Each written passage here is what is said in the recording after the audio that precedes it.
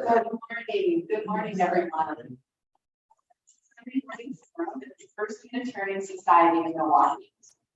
Before we start today, I'd like to remind you that next Sunday, March 26th, our Sunday forum speaker will be Andrew Anastario. And Andrew is a member of the Benami Indian tribe of Wisconsin, and he'll be speaking about the Native culture and his experience on the Powwow Trail with his family. He's going to bring all this regalia, and we'll have it behind him here, and he'll tell us about each piece and how it was made and how he used it in his powwow. Very dedicated and great. Today we have a speaker who is Erick Shambarger, and he's been invited by Bruce Wiggins, who will introduce him.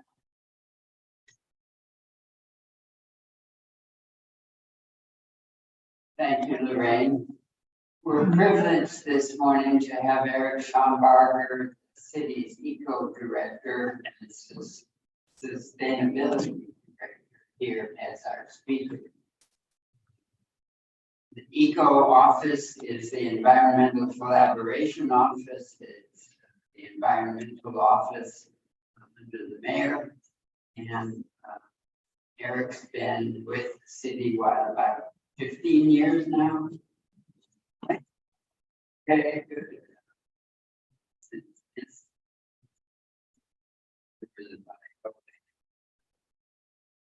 Is the sustainability director now doing very important work.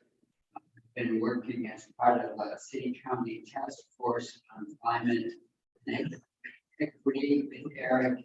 He does outstanding work meeting citizens as well as city workers. And he's very involved in state issues also. You might want to ask during their question and answers. We initially asked him here to talk about the climate and equity plan, which is due to go in front of the Common Council here in the next month or two. But he's also going to provide an overview of the other sustainability the city is doing. Erick is a Marquette grad, and I suspect is going to be glued to the TV about 4 o'clock this afternoon. Erick, welcome to First Unitarian Forum. Thank you so much, Bruce. It's really a pleasure to be here today. And I just want to acknowledge Bruce is tireless work, and he's really the model of the community advocate, and partly because he shows up consistently and makes sure that whatever we're doing, it includes a climate and sustainability component to it. So, as I said, I lead the City of Milwaukee's Environmental Collaboration Office presentation. Oh, okay, sorry. I just needed to hide this menu there. There we go.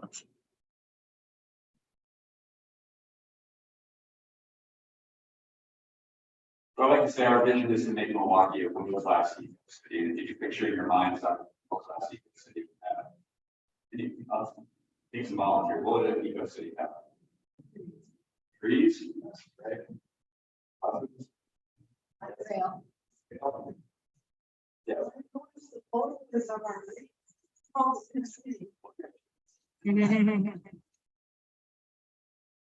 Well, all I mentioned on what an eco city are, right? Renewable energy is on the list, climate justice is on the list, and our job is to make sure all of those things for the city of Milwaukee.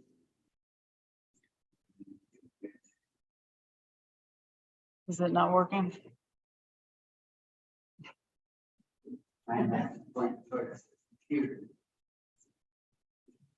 Yeah, the test worked, and then. So our mission over at ECO is to make Milwaukee a world-class eco city, do it in a very practical way, developing programs, policies that move the long-term vision of climate action forward while improving people's lives. in the here now. I'll get there. And we have to do that from a programmatic standpoint with other city departments. And then we also try to look at the state level. There's a number of policies that affect what we can and can't do here at the local level. So make sure we're influencing things like this. Statewide scale as well. Next slide. Is this one or the next one? We have 3 plans currently that are in our work. The Refresh Milwaukee Sustainability Plan was passed in 2013. In 2019, we adopted a green infrastructure plan. So that's about things like taking up asphalt and putting in green space, especially on our schools.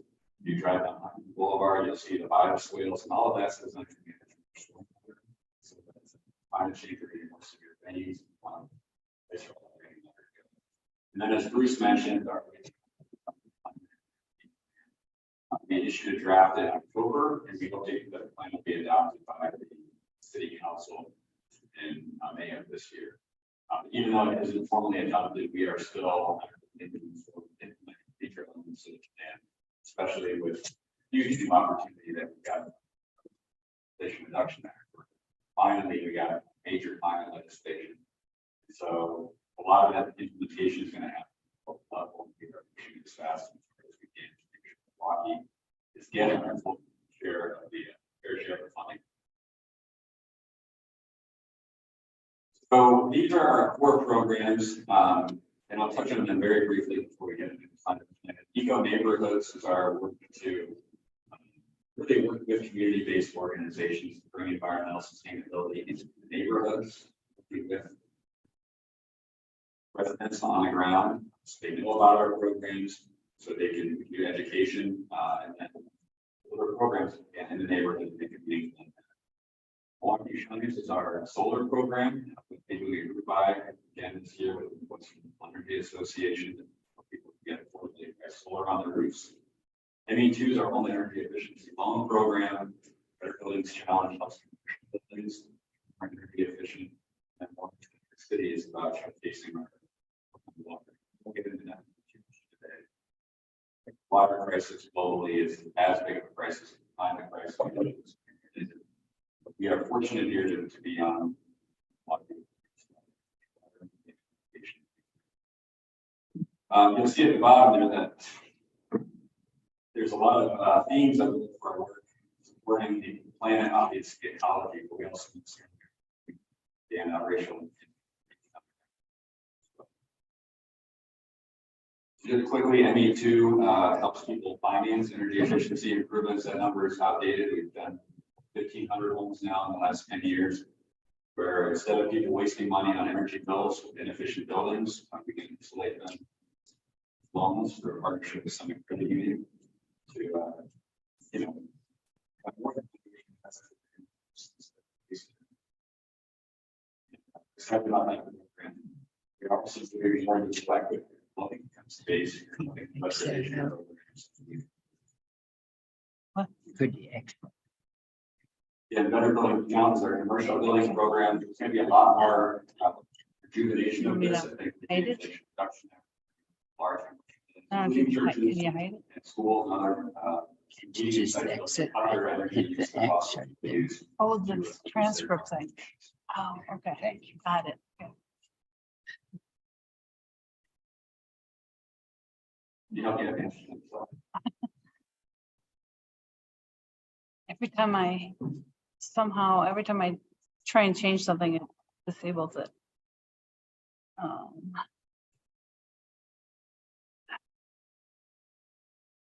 some reason, it. So one of the things that Madison This one? buildings there. Okay. So within commercial buildings, we're really any energy efficiency work that we do. There's a number of pieces that go into that. Just making sure they're energy efficient lighting, things like that can reduce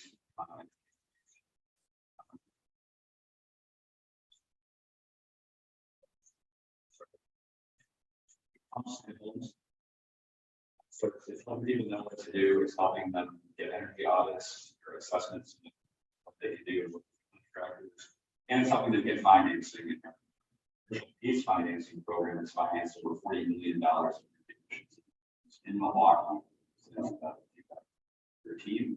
And that was the first of its kind in the state of this national implementation model. Some of the cool projects are these big downtown developments that have major energy efficiency, just like building. And then that cool solar array over a parking lot. You probably haven't even seen it. It's hard to see floor, but you can see it. That is, it's a building with a big Miller Lite sign on the front. This is right.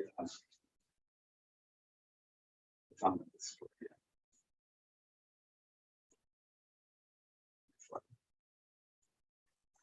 We have a lot of work on solar to try to make it easier for homeowners through our Milwaukee Shines program. I mentioned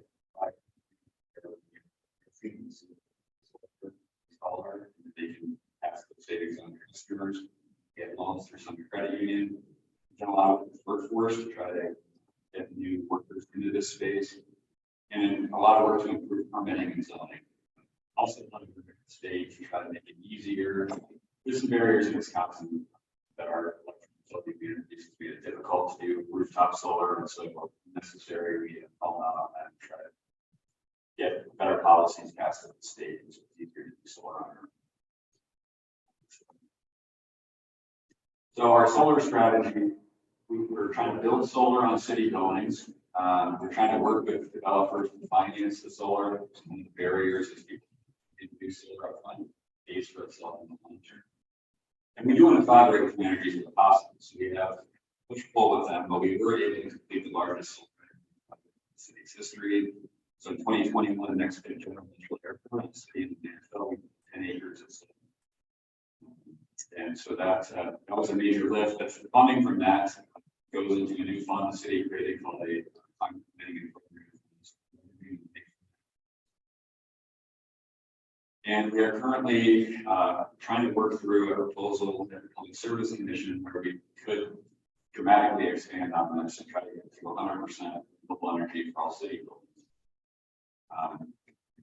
which is order of magnitude. That's 10 acres of solar. There have 2 megawatts, and we probably need to get to 100% renewable. We need to get pretty 15 times that size of what we need to do to get to 100%. That's the city. It's not even part of this. We did a proposal in place with PSC to get their ways off. At least the wheels are turning to get us 100% city. We've also got solar on libraries, central library, Tipping library. Quickly on we have climate adaptations now in the city's code by reducing water management. They increase basically too much pavement, paved over way too much. So when it rains and it increasingly rains down, there's bigger storms. There's no place for that water to go, so it overwhelms the sewer system. So we've got to reduce the amount of pavement we have while increasing the amount of trees and green space. So we do that in a number of ways. We have a policy to put green infrastructure, reconstruct streets that are building these biospheres in the streets for developments. We are looking to reflow into green 5 schools per year. So the city is actually putting money into MDS to green up. What other way to the trees to grow? You sell the house for shade, is that way you sell the house? Yes, you can.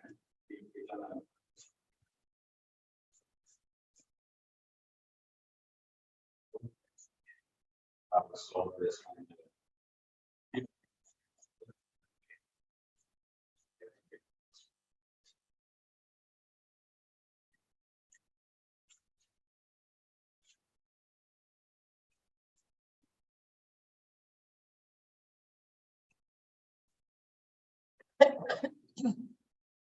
Slide, please.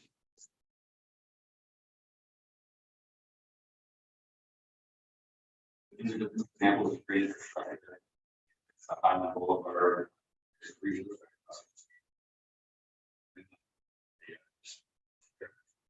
Slide.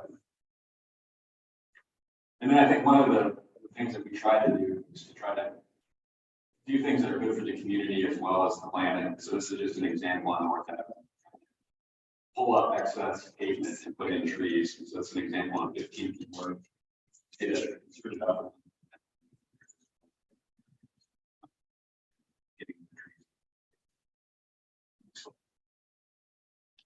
A quick example of the green schools of pulling out excess pavement and making much better.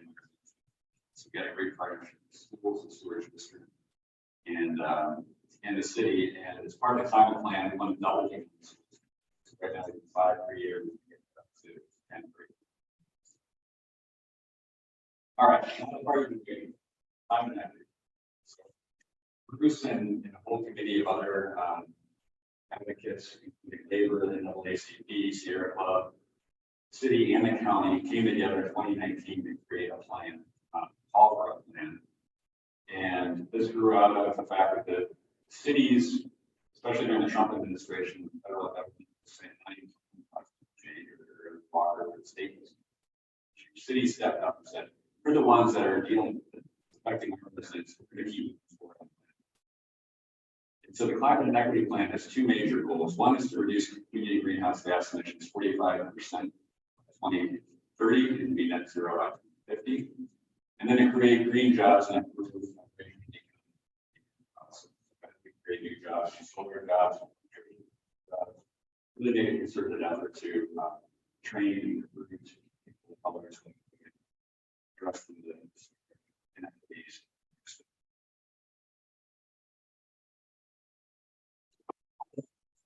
And they got it. So hopefully there's a lot more baked into this. So hopefully there's 10 ideas that you can all remember to do this. One is healthy, so fixing our existing housing stock, making it more energy efficient. Much of the housing stock is 1950 or earlier, and a lot of the housing stock is not that good insulation, old equipment, most cases. So we've got to find a way to retrofit existing housing stock. I mentioned our NE2 program, but it also climate equity can be more like income loans, working with weatherization agencies, others to try to abatement. City spending a bunch of money on flood abatement, already. So that's been an interesting project to try to do.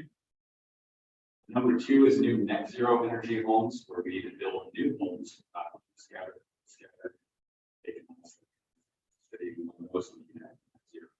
We want to save the houses we can. There's a lot of homes that have to get torn down.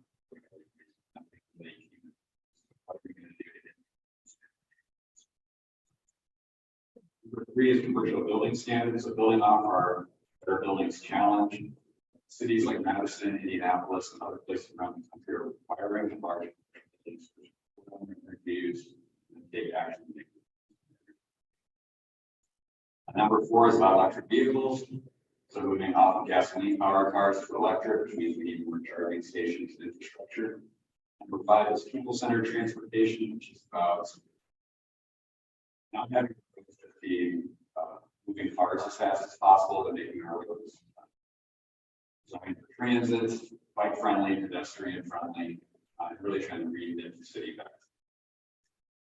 6 is a net zero electric grid. So again, working with the energies and other smaller energy providers to get coal and natural gas power source. So you can control energy at a large scale. Number 7 is about restoring nature in the city, so getting more trees and green space, and again expanding on the work we did with our infrastructure plan. Number 8 is waste reduction and sustainable consumption, and there's a major focus on food waste reduction. So that there, try to waste and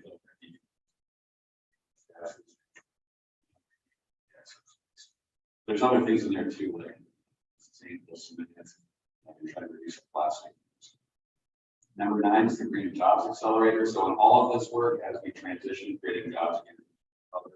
The 10 is the Resilience Ambassadors.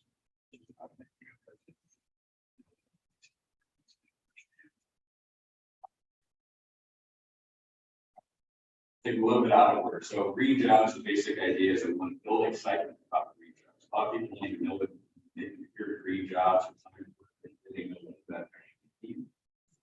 This is just basic trades, which we, I think, devalued in the last 20 years, 30 years. There's a huge opportunity for family supporting jobs, especially things like trades. So if you think about the green energy transition,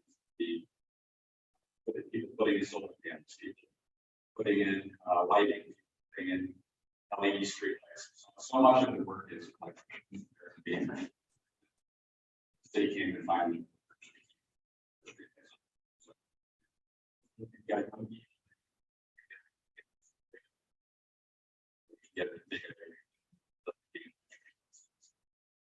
want to clarify green job pathways. So again, things like building facility managers, you might not think that's a green job. Making sure people know that that can be a green job, how we manage our buildings and getting into the right training programs. Transitional jobs is something that we've heard a lot about in the community, which is people that have been out of the workforce, you got to get them training while they're getting paid. A lot of people only go into the training programs, they can't get their so we got to pay them while we're training, getting the good track. And then working with employers on diversity, equity, and inclusion agreements, so that the employers themselves, once people get trained, touched on green and healthy homes, again, creating energy efficiency. They sounds easy, not so easy.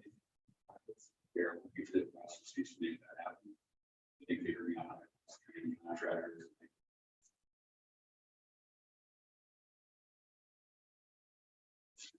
And then the third one is really interesting. It's trying to help residents the existing.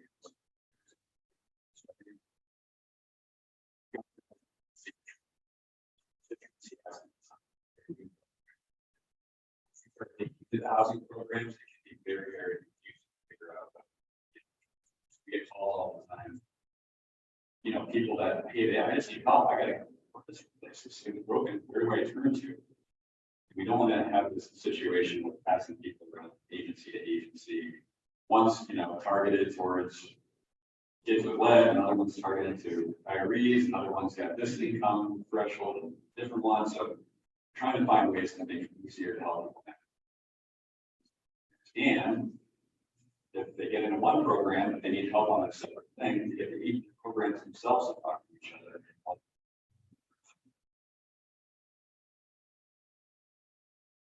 This one I'm really excited about. Spending a lot of personal time in the last 3 years trying to figure out how to get net zero energy. So building brand new homes that are net zero energy, which means they're super tightly insulated, solar on.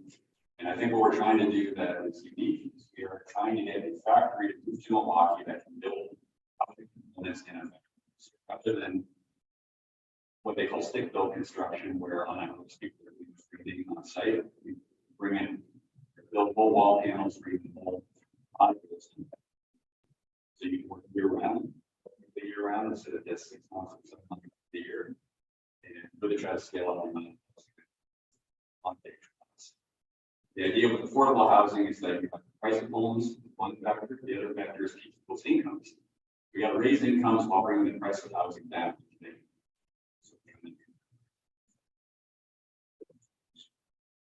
Build homes faster, cheaper. Also, and with the factories that you get more standardization, you get tighter tolerances. You work at all with Habitat for Humanity? So they are, yes, not as much as probably as closely as we should. One of the things that inspired this project is we have thousands of vacant lots per year. Habitat homes per year. They're credit everything.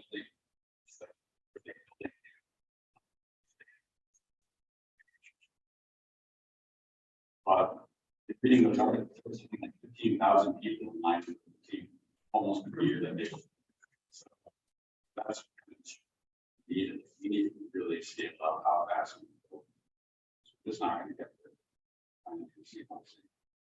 But again, they did great work. They've done great work. So again, one of the concepts that we talk about is these low-income neighborhoods, low-income people, and more on their energy goals than we do in real terms, not just at the percentage of their income. So and so again, we need to build a new.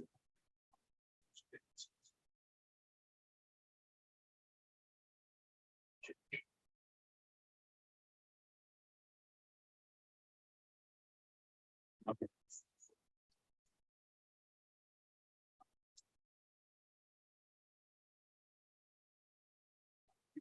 Transportation, this whole range of things here. We got a picture of the streetcar, one form of electric transportation.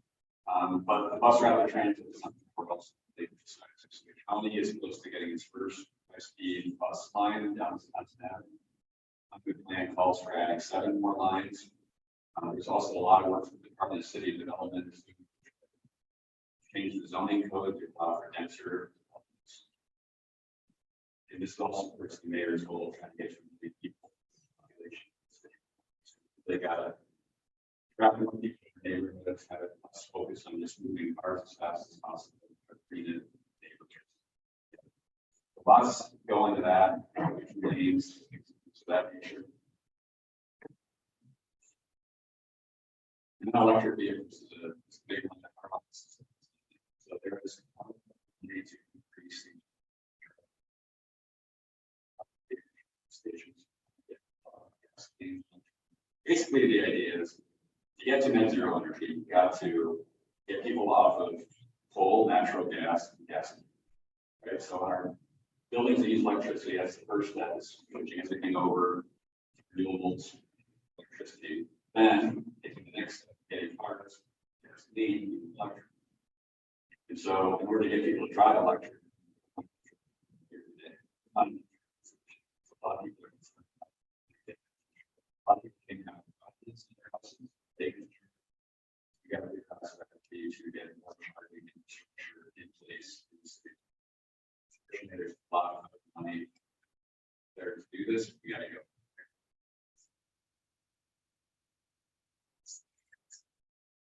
Big thing we had last week, or actually Tuesday, we had a major common council committee recommend adoption, which was Tuesday, to make have the city change the city's policy to the city fleet purchase electric and hybrid vehicles when it makes sense.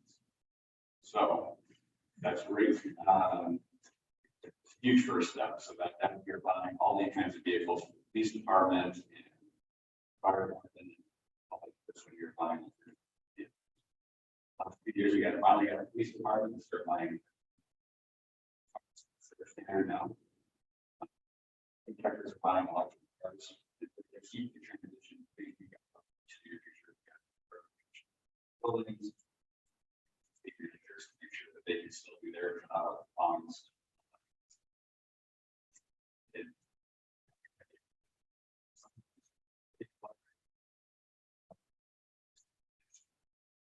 So lots of work with electric vehicles. I think electricity, we're doing our part to try to advance rooftop solar. We have a lot of statewide advocacy for coalition rules at the state level, make it easier for homeowners to do solar.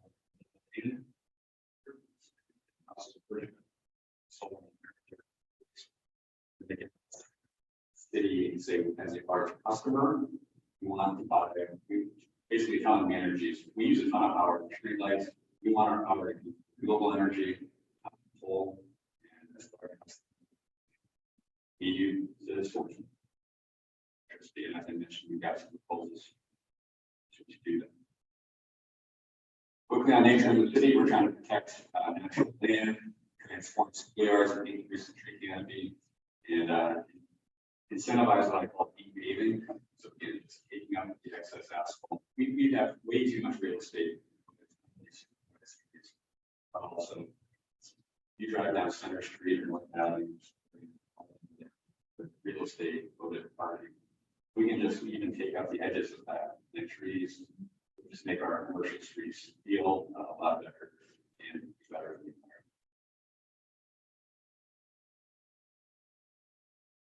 Introduction of sustainable consumption is again, it's about food waste, cleaning, where you can try to find ways to stop wasting major events like restaurants, actual trees.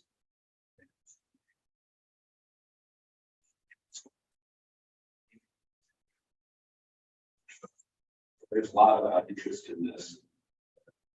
The speed of food access.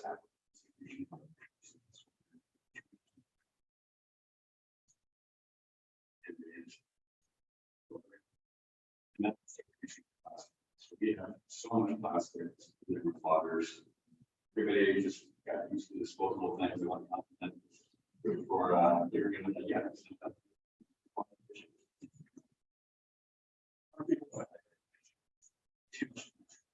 we get recycled. So goes to you. There's also composting, better composting, organic collection, better recycling, improving recycling, part of those. So it's a bigger picture. Yes. Food safe in restaurants or conventions. You're gonna probably have run into insurance. You know, somebody gets sick, they sue your convention. How do you handle things like that? McDonald's, the world is there. Yeah, I think that's something that has to get looked at, whether there's it's the main first issue and making sure people are safe. You gotta balance people not getting sick, just the sheer wasting. That's the issue that's going to take time. You have healthy food coordinator now for the cities.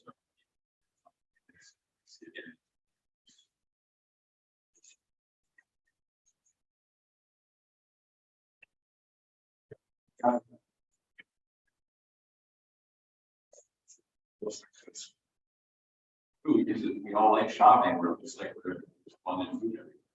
Not careful about it. So a lot of opportunity for there. Still got Any programs like extending to the summer? great question. So this was a city council.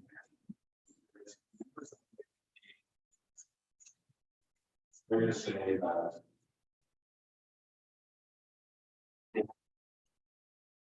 carry it through like saying we're going to adopt this plan. Right now, the plan is for the city plan. Section there.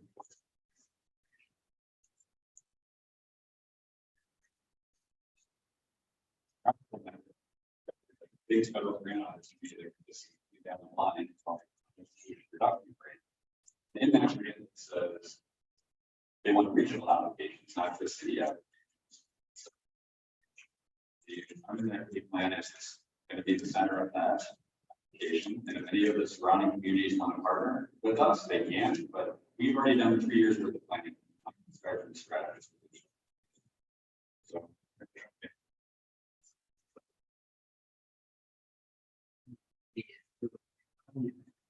well, so the county, there's a counterpart to the great manager, he's a good guy. He is focused, he's in the facilities department. So they have, the county has a plan. So, yeah, it's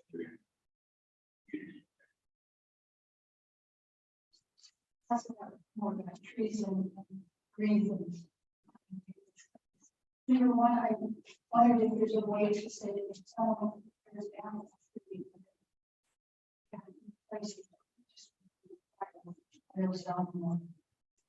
There's a lot of evidence in that, especially with the science very tall. They are planting trees, and you know, in the sunset. And all kinds of vines, it looks like a forest. And also the new trees buying this. So I guess the short answer is no, we haven't. Really looked at the tree.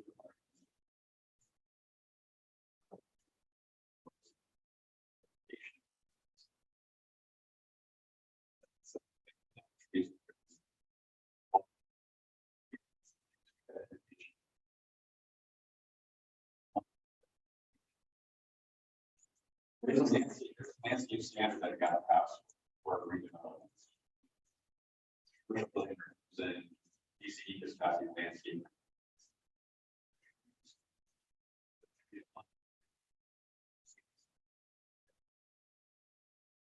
So that there are so many very large trees. That we lost. And some of these.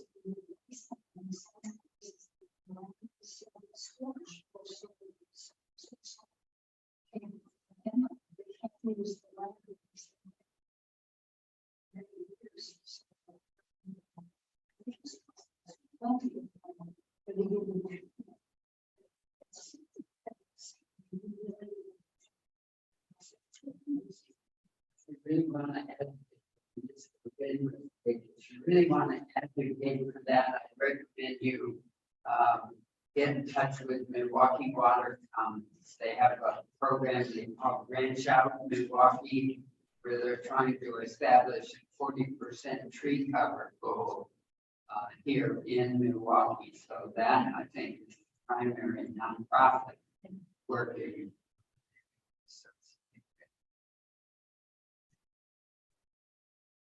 I think I've covered most everything in the plan. Again, it's just to sum it up, the plan will hopefully be adopted in May. We encourage, if you think this is a good idea, encourage you to talk to your council members and go work meetings already, which is trying to make sure Milwaukee's capital funding things. I'm involved in a multi-generational, multi-cultural new housing development in Milwaukee. Here where I live now, but where I hope to move into, Gordon Park, not on Gordon Parkway. It's about 42 units. What would, in this new development, what would be the most important energy saving feature or features to look at before you start digging? I'd say that the first thing first of all, we have sustainable commercial building design in 2015, so it's a little outdated. It covers everything from how to do green infrastructure to the energy group. You could ask that the developer follow the international building energy. So Wisconsin energy is not up to the international standard. The challenge we have as a city is we are not allowed to require anything beyond the state code. We are advocating for the state. You can easily ask your developer people to be built to the international. But most advanced buildings are trying to be net zero energy. In order to have a commercial building be heat pumps or geothermal, probably solar panels. So to get to that full net zero,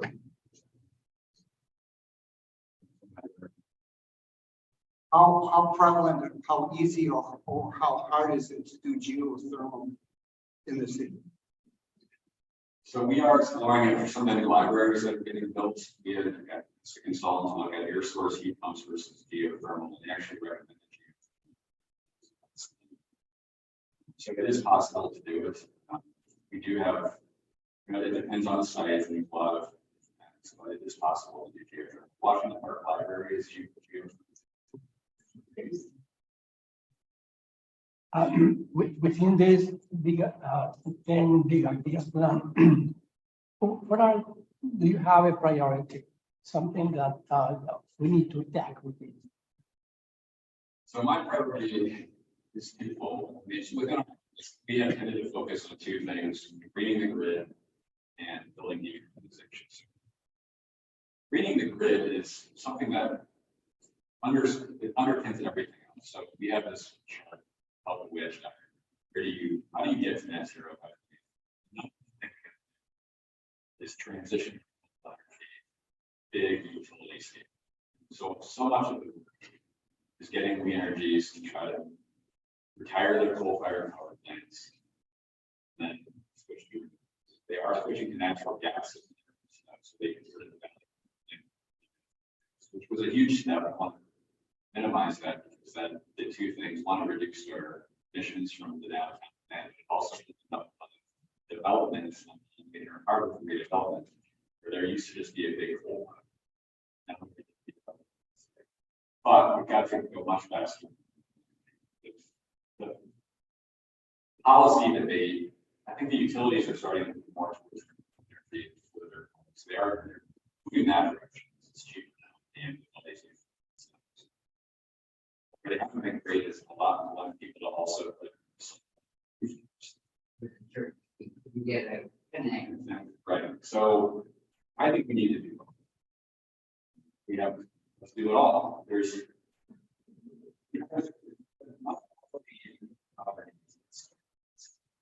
we can't just say, oh, well, they got it covered. There's pros and cons to both. We need the large scale stuff. I think we also need rooftops.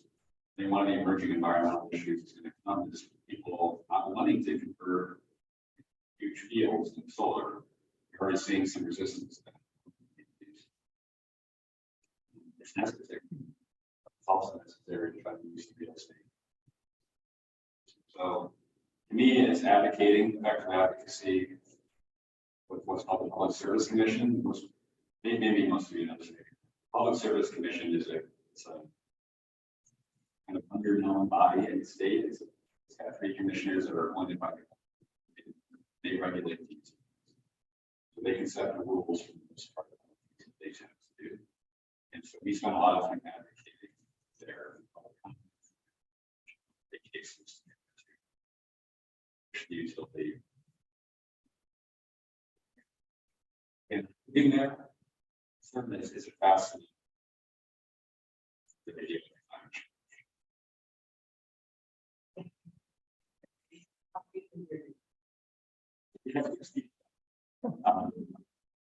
Which is not, you know, I'm grateful for their the best.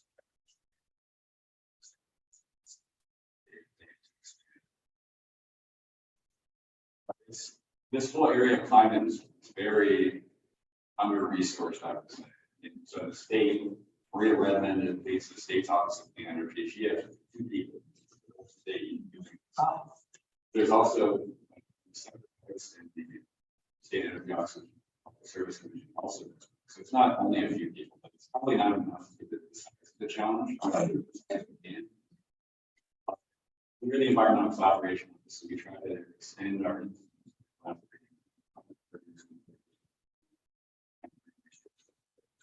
my job is trying to figure out who are the partners we can bring together to go out and then make a lot of this a reality. Lots of work to do, but it's possible. The other thing I like to say is that there's our office per se, but I have lots of partners, what I call our informal green team, scattered throughout all. I got people I can call on city development or public works that care about these things. Like a lot of people in city government that do care about these things. Mayor cares about them, constantly his staff.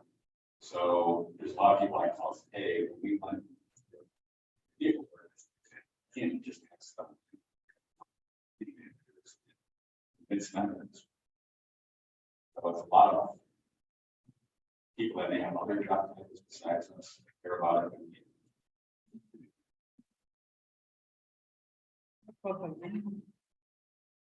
And there's just one in Bayview, how much?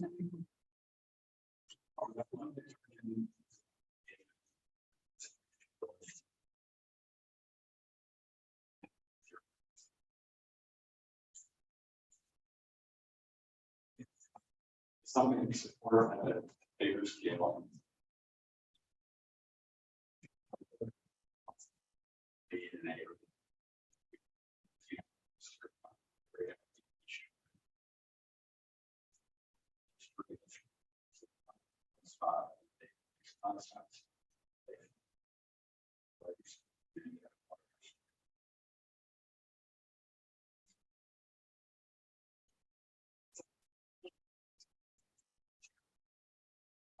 There's a children's book that's coming out on Tuesday.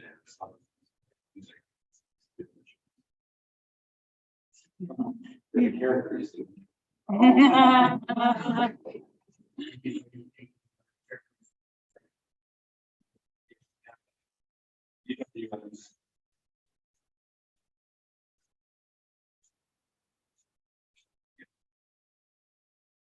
That is very, very.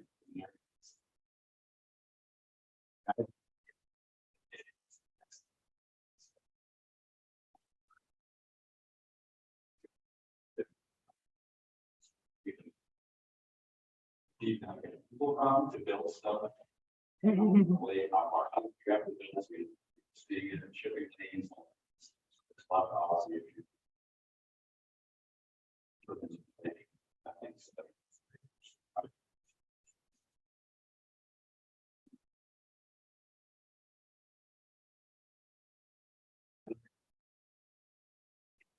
Well, thank you all for.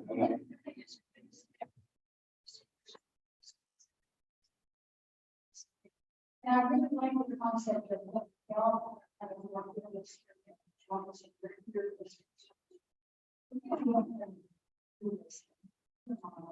The communities around us.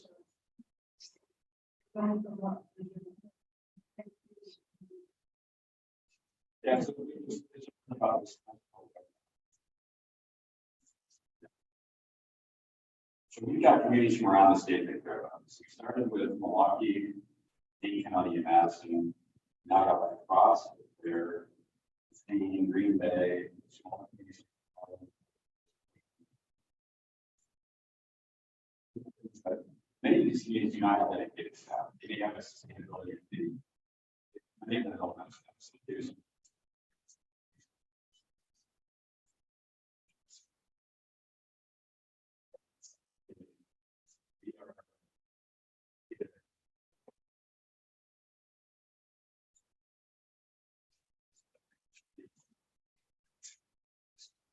Yeah, there's something show incentives.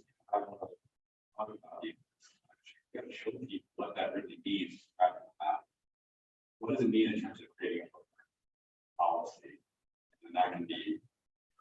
I was talking to some students that had they were just crushed. Holding them. Sometimes these topics feel so big, we don't really know what to latch on to. It's my advice to people is just find something. Stay with it long enough to see it through education.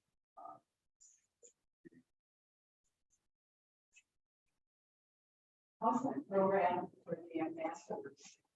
So you don't have to. That they can do that too. For small profits. Yeah, it's been great. So I'm sure it's great. You know, they have a presence on the deep breeds. What do we do?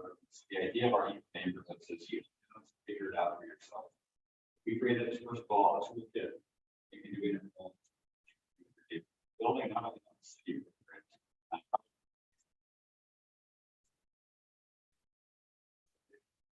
the idea is you don't have to rethink what needs to be sustainable. It's got to be work on. So they've been great about getting.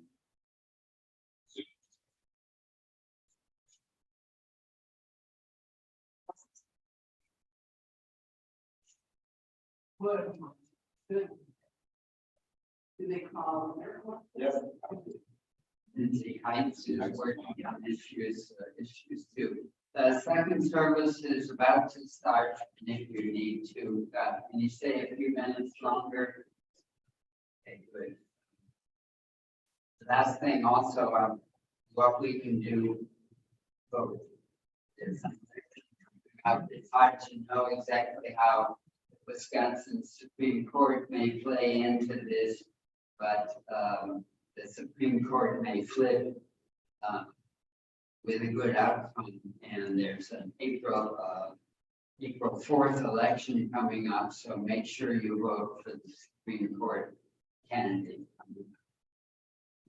Now, given your answer to Lori's question, I have two questions. Where can I get a hold of that to get? Sure. Yeah, it's slushy. Just right.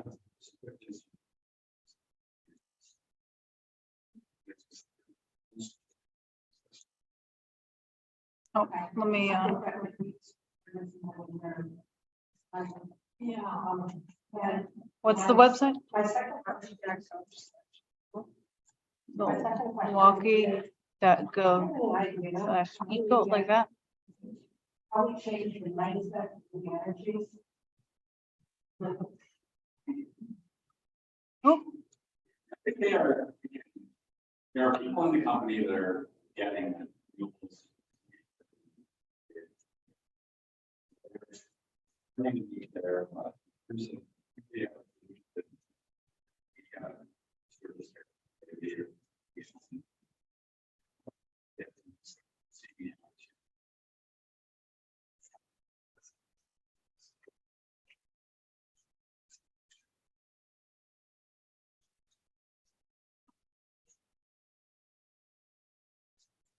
so if charging work, to me, that's completely within their interest. To support EV charging, because ultimately it's using more of their products. So that's an area where it seems urge.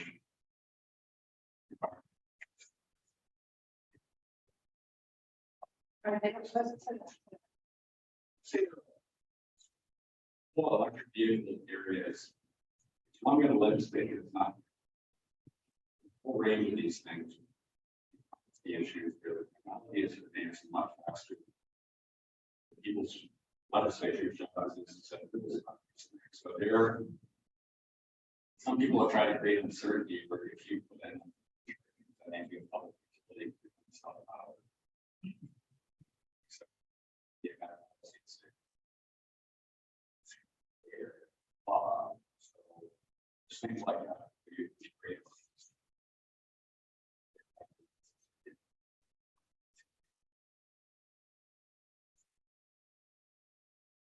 Or case in some that was in Iowa. No, so Bruce is talking about this. Community blocks of the city solar projects on the ground that they were saying solar companies were be among other things that they, 3 years case law saying this.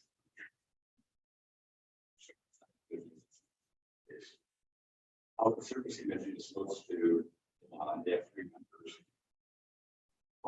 use themselves.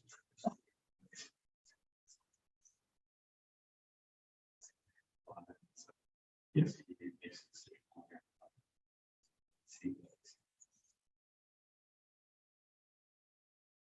Meanwhile, the legislature had a proposal that they could have taken out to sort of solve that problem. They didn't do that. So we remain in this gray area. Financing these things. Now, the good news is the Inflation Reduction Act, they changed the tax. Part of the reason we did all of that is because the old tax laws, in order to get federal tax credits for solar, you have to get paid into people. So solar companies themselves are paying this tax credit. Under the Inflation Reduction Act, churches, nonprofits, and municipalities will be able to take the tax credit as a payment. So hopefully, we may be able to. There's a lot of stuff. We want to take a look at it.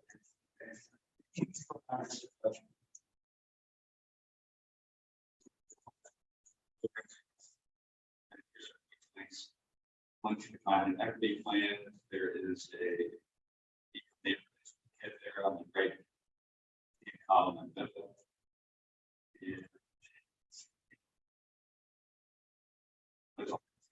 All of us check out the website.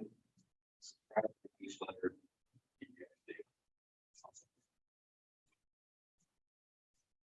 Thank you again so much for